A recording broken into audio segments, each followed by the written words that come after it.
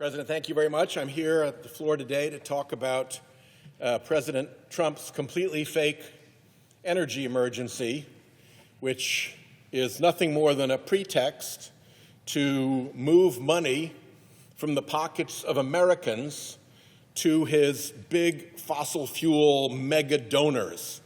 You may remember that he had a meeting with big fossil fuel donors and asked for $1 billion in campaign money in return for giving them whatever they want.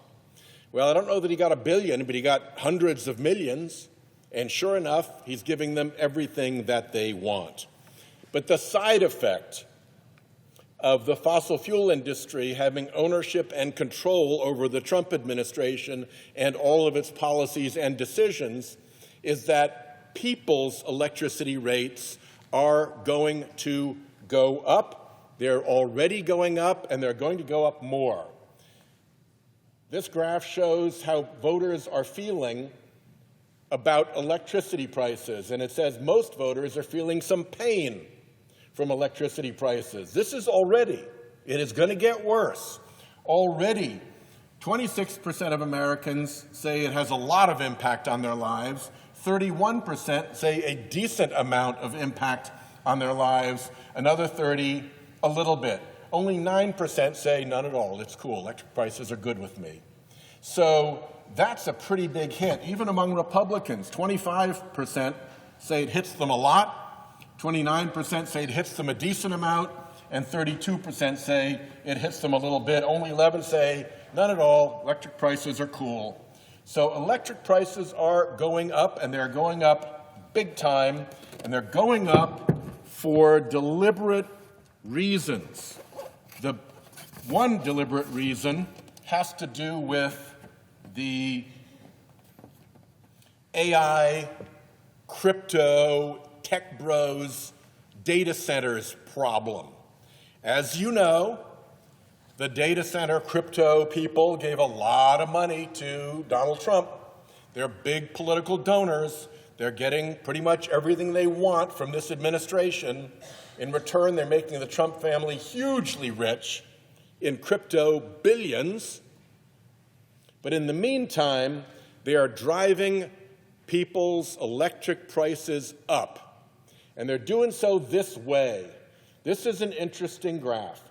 This shows places where electric bills are going down. Blue means the prices are going down. And what's measured here is how far away you are from a data center. So here is 0 to about 25 miles away from a data center.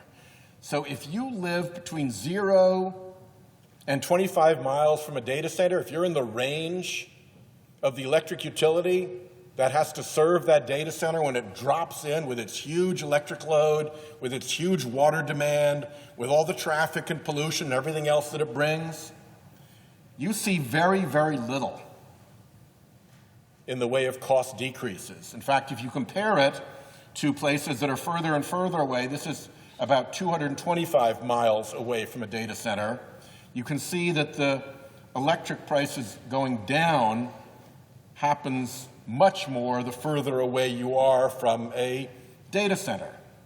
This shows the opposite. This shows the places where electric prices are soaring. The price increases, and it's the same deal. This is how far away you are from a data center. If you're from 0 to 25 miles away, compare that to this. The comparison between your electricity price increases if you're near a data center versus your electricity price decreases if you're near a data center couldn't be more clear. This is me with a gold marker marking off the difference. That's not in the original graph, but it focuses your attention on how when you're near a data center, you're less likely to have lower electric prices. You can see how low it is compared to the further away you get. But if you're near a data center, the nearer you are to a data center, the higher your electric prices go. And if you're really near one, if you're in this block here of like within 25 miles, your electric prices are skyrocketing. And that is not a mistake. That is being done on purpose because the Trump administration won't make these big donors who are in crypto world and data center world bring their own clean energy or provide their own clean water, for that matter, to the grid. So what they do is they arrive, they dump a huge amount of demand into the existing grid, and that means that new and more expensive units have to come online. And as those new and more expensive units have to come online, the price goes up and up and up, because in almost every grid, it's the most expensive unit running at any minute that sets the price for the entire grid in that minute. So if you can drive up demand, you drive up these huge, inefficient, polluting, expensive power plants, and the price goes through the roof. That is precisely why you are seeing this huge increase in cost when you're near a data center, and almost impossible to find a decrease in cost if you're near a data center. So problem one, energy emergency one, caused by the Trump administration to pay off its big crypto donors, is this. It's the data center bomb falling on regular electric utility ratepayers who suddenly watch their bills skyrocket. Here's the other bomb. This is the plot in the Trump administration for the sake of their big fossil fuel donors to try to hamper and hinder and injure clean energy. They have a big lie, which is to say that clean energy is more expensive. It's clean energy that's driving costs on the grid. Oh my gosh, this expensive clean energy. Wrong. That just isn't true. That's a complete fabrication. And this graph shows the Texas grid. So this is an illustration of how that plays out. Texas has a unique grid. It's unique to Texas. It doesn't interact with the other grids the way most of the grids do. They have interconnections and they can interact with each other. Texas is isolated. That's why that big freeze in Texas that shut down all the power and caused people to freeze, that took place because that grid was unified and they couldn't call in power from elsewhere. So this graph does two things. It takes a look at 1 month, August, back in 2018, and it looks at what power cost at different levels of demand on the grid. So in 2018, if you had 40 gigawatts of demand, then you were paying about 20 cents per megawatt hour. And it stayed about the same until demand got bigger. You got up to 50 megawatts, you get up to 60 megawatts, and then it starts to spike here. And it hits $75 per megawatt hour once it approaches 70 gigawatts of load. So what's important here is the comparison.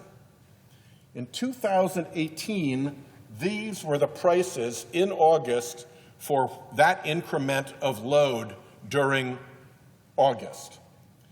This, the yellow graph, is 2024, 6 years later. What happened to the Texas grid between 2018 and 2024? What happened to the Texas grid between 2018 and 2024 is that huge amounts of clean energy came onto the grid. In fact, last year, 95% of the new power coming on the United States grid was clean energy. It was solar, it was wind, and it was battery. 95%. So between 2018 and 2024, you see this move in the Texas grid. And look what happens. Pick, let's say, 60 megawatts of load at a given moment in August of 2024. You paid $20 per megawatt hour. For the exact same circumstance, 6 years earlier, you would have paid 35, maybe $40. $20, twice as much, basically. The reason the costs went down from 2018 to 2024 was new, inexpensive, clean energy coming on the grid. Why is it inexpensive? It's inexpensive because wind is free. It's inexpensive because solar is free.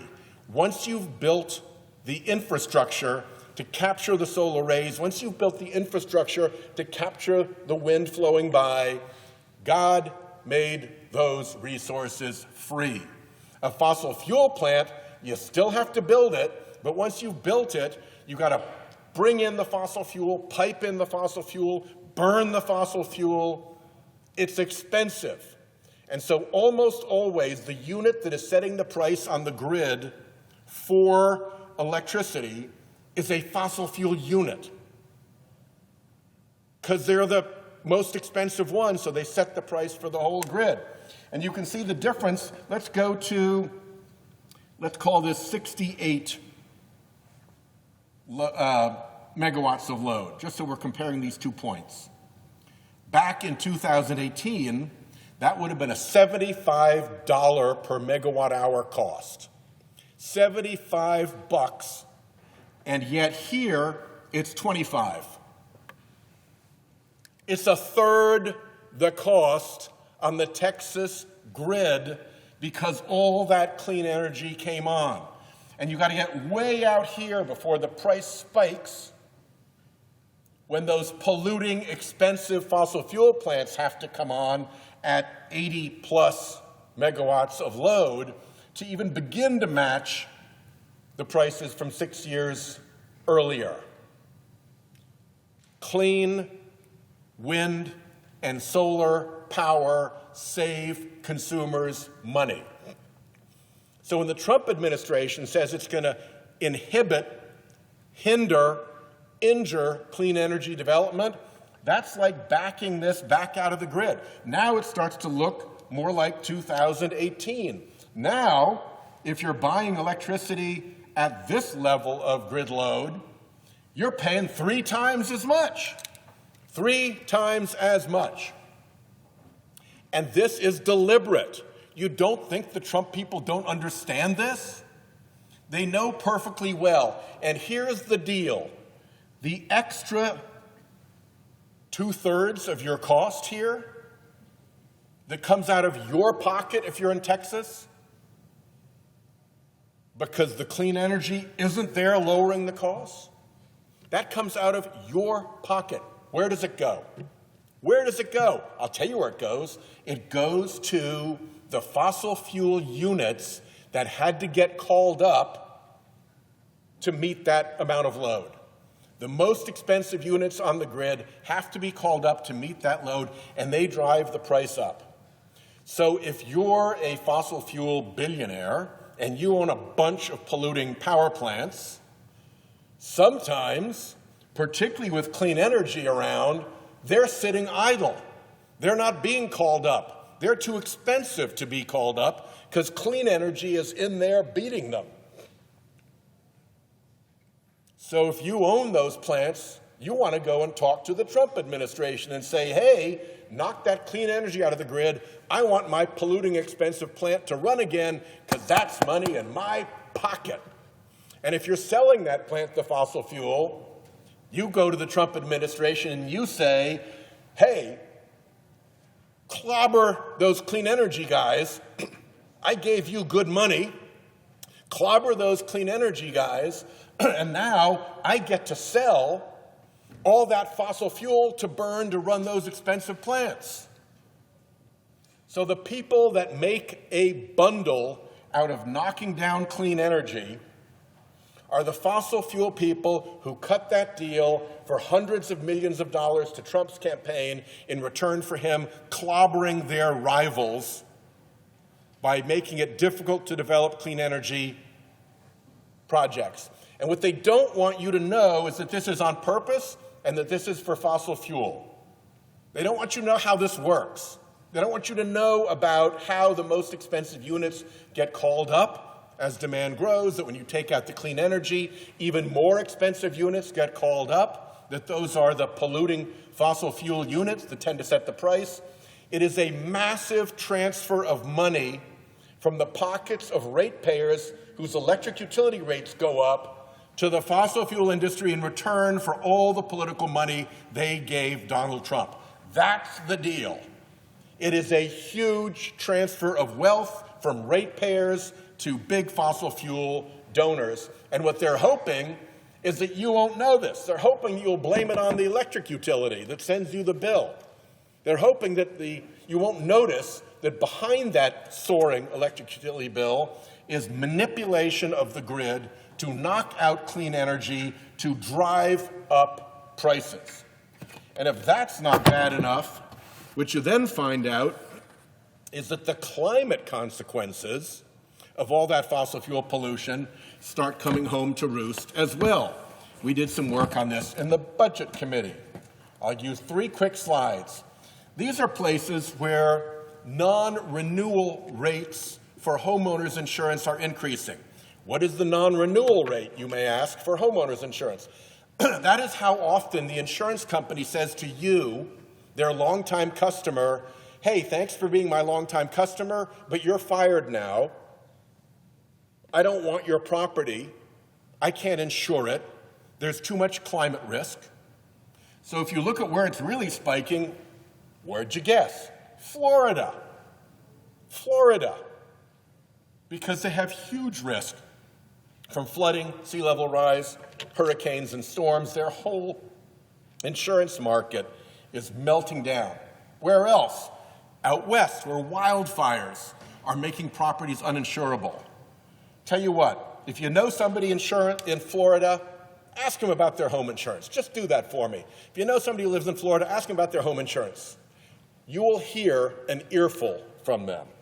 And it's not just getting shot down, it's also that insurance rates are going up. And again, look where, along these coastal areas, along these wildfire-prone areas. So what the Trump administration is doing to reward its big fossil fuel mega donors isn't just to transfer money from your pockets to the big donors through electric utility rates. It's not just done to transfer money from your pockets to their big crypto donors by letting them irresponsibly just dump their demand on the grid. They're also breaking down the home insurance market so that not only are the insurers saying to people, I can't insure you any longer, your climate risk is too great, but they're also saying, wow, if I'm going to insure you, we got to really raise our rates. And so these are premium increases, 100%, 200%, 300% you can find in these areas. In Florida, the average homeowner's insurance is $14,000. If you go to Miami-Dade, it's $21,000 for homeowner's insurance. You go to Louisiana here, it's $11,000. You got people who try to buy a home in these places, and they get the deal together, they get the mortgage together, they show the realtor that they can make the nut on the mortgage, and then they try to get insurance to close the deal, and they can't get insurance, and the deal falls apart. There are young families who can't buy homes because of the skyrocketing prices or because the insurers won't insure them because it's too dangerous. And guess what that does? Where does that land? That lands in home values declining. This is not just me saying this. The chief economist for Freddie Mac, the huge mortgage company, predicts that climate risk makes homeowners insurance unavailable. And when you can't get homeowners insurance, what can you also not get on your property? You can't get a mortgage. And if you're a Palm Beach billionaire swapping mansions with other billionaires, great. You can pay cash. But for regular families who bought their home with a mortgage, when they need to sell it, they need to find somebody who can buy it with a mortgage 9 times out of 10, maybe 99 times out of 100. So when you can't get a mortgage, what happens to that piece of property? when the property is uninsurable and unmortgageable, its value goes down. And that's why the chief economist for Freddie Mac, the mortgage company, predicted the cascade from climate risk to uninsurability to no mortgages to a what he called coastal property values crash that could lead to a recession like 2008. I remember 2008. It was ugly. I do not want to go there again. But here, you see places in which home values are predicted to change. Along the coast here, where there's all the coastal risk, here where there's big wildfire risk. And guess what? If you look at the graph, it goes from no change, that's the tan, that's most of it, all the way to, how about that one? You can't read it, so I'll tell you what it says. Minus 100%. Total wipeout of your home's value because it's uninsurable and unmortgageable. That's the future we're looking at. This is the energy emergency. This is the real energy emergency, and it's an energy emergency that is caused by fossil fuel pollution. And the immediate circumstance also comes through the electric utility bills as you put less and less clean energy into the grid and make more and more expensive fossil fuels, set the price, and at the same time you're selling out to the crypto guys to let them come in irresponsibly, dump their demand on your grid, and supply-demand shows the prices spike. So if you want to know what the real emergency is the Trump administration has sold out to the crypto industry. It has sold out to the fossil fuel industry. It denies climate change. It pretends it's a hoax. Literally, the president has said that in like words. And that climate change problem is destroying home insurance markets, mortgage markets, and property values, and it has already begun. I yield the floor.